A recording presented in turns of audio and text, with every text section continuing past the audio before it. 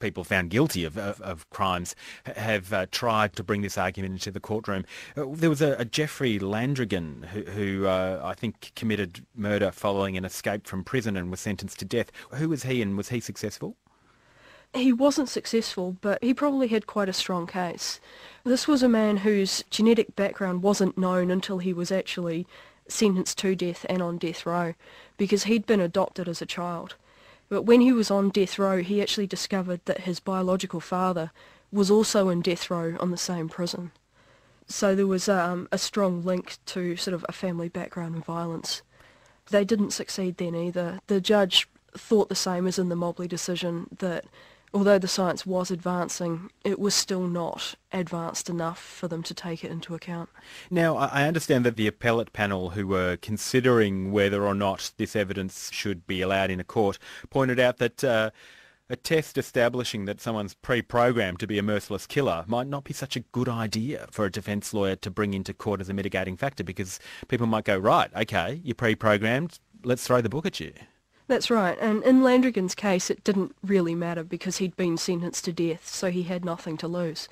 But the court was just warning that for future people trying to argue that their sentences could be reduced, putting forward such an argument which suggests that you will never be rehabilitated and you will go out and offend again because you're programmed to do so, is not something that's going to encourage a court to actually reduce your sentence. Now, getting back to Mr. Abdelmalek Bayou, was race taken into account in the Italian courtroom?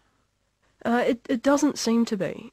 When the lawyers argued the genetic link, they referred to one of the studies that had been done on Caucasian males, and Mr. Bayou is not Caucasian. He's Algerian, I believe. Yes, that's correct. When his lawyers were actually asked about it afterwards by a scientist, they said that they didn't think that race mattered, so they didn't bring that point to the judge's attention. What do you make of that assessment that race didn't matter in this case? I think it's dangerous. If we're going strictly by the scientific studies, they tell us that race does make a difference. There was one study done in the UK where they had separated the males into Caucasian and non-Caucasian. And with the Caucasian group, they replicated the Dunedin study. But with the non-Caucasian group, they got almost the opposite results.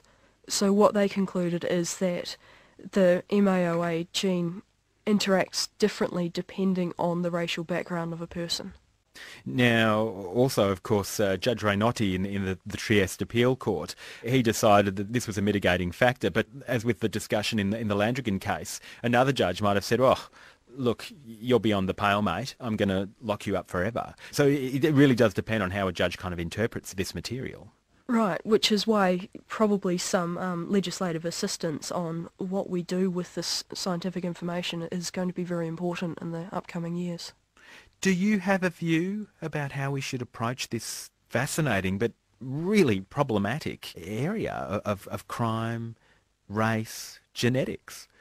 I think it has to be approached very carefully. I mean, obviously, if there is something that reduces a person's ability to decide whether to commit a crime, it should be taken into account. And some factors like being abused as a child are already taken into account if someone has committed a violent crime. But in this particular case, if the science doesn't support the argument or the science is not advanced enough, then we do need to be very careful, and we shouldn't be applying it when the scientific basis is not there. Deborah Wilson from the University of Canterbury in New Zealand. Much to ponder there. Now, if you'd like to share your views, you can leave your comments at our website at abc.net.au/rn/law report. There you can also download audio or a transcript or listen to audio online.